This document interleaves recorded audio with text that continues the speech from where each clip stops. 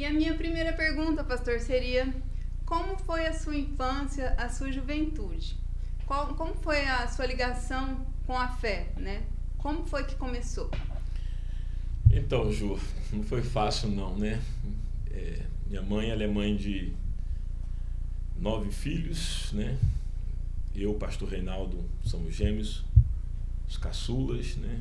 Então, minha mãe criou 9 filhos sozinha, porque meu pai morreu. A gente tinha 4 anos de idade, né? E passamos muita dificuldade, muita provação, muita necessidade, muita fome. A minha família lá atrás foi uma família de pedintes, né? Mas minha mãe sempre foi uma mulher de fé. Ela ganhando um salário mínimo lá no Rio de Janeiro, criando 9 filhos, né? Tudo pequeno, não foi fácil. Mas ela nos ensinou uma coisa muito importante que eu quero passar para todo mundo, que eu acho que é a senha da nossa felicidade, é a fidelidade a Deus, né? Então, ela nos ensinou no meio do caos, no meio de tanta dificuldade, tanta provação, de tanta luta, tanta fome, necessidade.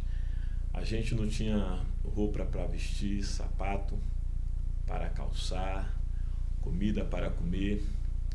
A gente, na infância, pediu os vizinhos, né, comida para comer, porque realmente não tinha. Mas minha mãe, ela passou para a gente um patrimônio de vida chamado fidelidade a Deus, né? E essa fidelidade a Deus nos conduziu assim a grandes conquistas, né? Então, até me emociona porque minha mãe está lá no Rio de Janeiro hoje com 87 anos. Está com Alzheimer, né? Mas sempre serviu a Deus, viúva, missionária. Depois de um longo tempo, Deus foi abençoando ela, viajou o Brasil inteiro, né? E nos ensinou o caminho da fé, o caminho da fidelidade. Aos 4 anos de idade, né?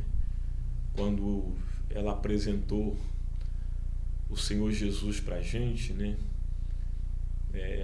Naquela fé viva, né? Naquela fé profunda no meu coração, eu já dizia com 4 anos de idade que queria ser pastor, né? Ah, então o chamado veio com 4 anos. O exemplo dela, né, foi inspirador pra gente, o exemplo de fé, né? Então, assim, nunca tive parentes pastores, né? Hoje, meus irmãos são todos pastores. As minhas irmãs, todas elas missionárias da casa do Senhor, trabalham para o reino de Deus, mas o exemplo dela de vida nos inspirou. Então, eu digo que ser pastor é uma chamada e também uma vocação, né? Verdadeiro pastor, né? Aquele que quer servir a Deus com interesse de coração, quer ser servo, quer servir, quer abençoar as pessoas. É chamado por Deus e tem uma vocação. E essa vocação nasceu dentro do meu coração aos 4 anos de idade, né? Então a gente não tinha nada, volto a dizer para você, para todos que estão nos ouvindo, nos assistindo. A minha família é uma família de pedintes, né? A gente não tinha nada, mas tínhamos a fé e uma promessa, né? E nós nos apegamos a essa fé, a essa promessa. Passamos as dificuldades que a gente passou, porque eu acredito que os desertos que a gente passa é para nos tornar pessoas melhores, né? É para nos trazer experiência de vida, maturidade. Eu não acredito que Deus vai permitir que a gente passe provação pelo bel prazer de nos ver sofrer. Então não tenho certeza, cada provação que a gente passa na vida, seja ela qual for, é para o nosso bem, é para o nosso crescimento, é para o nosso amadurecimento, é para aprendizado, lição de vida, e lá na frente poder assim abençoar tantas outras pessoas. Então, olhando para trás e vivendo tudo que a gente viveu na infância, nessa infância de miséria, de pobreza, foi para viver um futuro próspero, um futuro abençoado, um futuro promissor. Então a gente não tinha nada, mas tínhamos uma promessa. A minha família ela tinha essa joia chamada fé e fidelidade a Deus, que nos conduziu a todas essas conquistas. Eu aprendi muito com o senhor quando falava isso, e cada vez que eu passo por um momento difícil, eu penso, não, Deus está me ensinando. Deus está me ensinando, e o que eu estou passando vai servir tanto para a minha vida, para me aprimorar como pessoa, né? Mas também de testemunho para alguém. Que através da nossa experiência, alguém vai ser edificado. Que a pessoa vai ouvir e vai falar, ele conseguiu passar, eu também consigo. Jó ele falou, né? Antigamente os meus ouvidos ouviam falar de ti. E através de toda a provação que ele passou, ele fala, agora os meus olhos te veem, agora eu tenho experiência.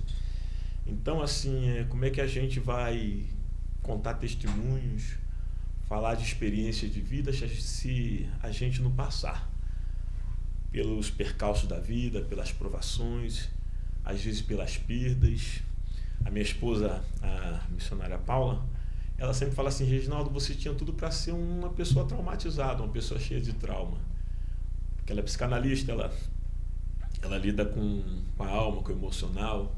Ela fala, você tinha tudo para ser uma pessoa cheia de trauma, cheia de frustração, cheio de assim, de problemas. Você não tem trauma, assim, visivelmente ela fala assim, você não tem trauma, como é que você superou tudo isso? Como é que você...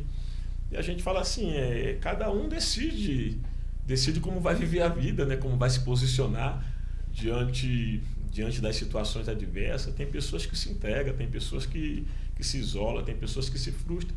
Outras pessoas pegam as oportunidades da vida como oportunidade de crescimento, de superação, de volta por cima, entendeu? Então, se realmente possa ser que tenha traumas, né? Mas estou com 52 anos, ainda não descobri qual trauma são esses, entendeu? Mas geralmente deve ter alguma coisa aí, mas eu ainda não descobri, porque depende do nosso posicionamento. Então ela fala para mim, você é uma pessoa para ter trauma, você não tem trauma. Na verdade, o senhor fez do momento da crise um momento de oportunidade, né? Isso, entendeu? Até é importante, de repente, alguém que está ouvindo a gente, vendo a gente falar, né? Quando está passando uma crise, está passando uma dor, está passando um sofrimento, está passando uma perda, não se entregue, né? Reaja, né? Então, assim, eu entendo que todos nós podemos lutar, né? Podemos lutar, reagir. Tem gente que se entrega, vai para o quarto escuro, né? Outros querem tirar a própria vida. E aí tem pessoas que resolvem reagir, resolvem lutar, Então, peguei todos esses problemas que a gente passou na infância, né? Essas dificuldades, essas misérias, essas fomes. Me lembro do senhor falando que às vezes ia para a igreja para poder fazer a refeição. Refeição, né? A gente ia para a igreja, não tinha o que comer em casa, ia para a igreja. Chegava na igreja, alguém olhava para a gente e falava assim, missionária Júlia, seus filhos estão tristes, estão de cabeça baixa, o que está acontecendo? Eles tomaram café, eles comeram hoje, e minha mãe dizia assim, não peça nada para ninguém, não peça nada para ninguém. Deus conhece a nossa necessidade, Deus sabe o que a gente precisa. Então, a gente foi educado, né, a passar tudo que a gente passava, sem pedir nada para ninguém, porque Deus conhecia as nossas necessidades, né? Na verdade, eu aprendi na infância se tornar um eterno dependente de Deus, né? Depender só de Deus, só de Deus, só de Deus. Porque ela não deixava a gente pedir, não deixava a gente comunicar o que a gente estava passando. Então, as pessoas viam a gente com 4, 5, 6 anos, 7 anos, aquela cara triste, né? Aquela cara, aquela fisionomia apagada, e perguntavam o que está acontecendo com os meninos. Eles comeram hoje? Aí ela falava, né? E a gente se alimentava quando ia para a igreja, porque na igreja tinha uma oportunidade da gente se alimentar, né? Então, não foi fácil não, né? Não foi fácil chegar até aqui, né?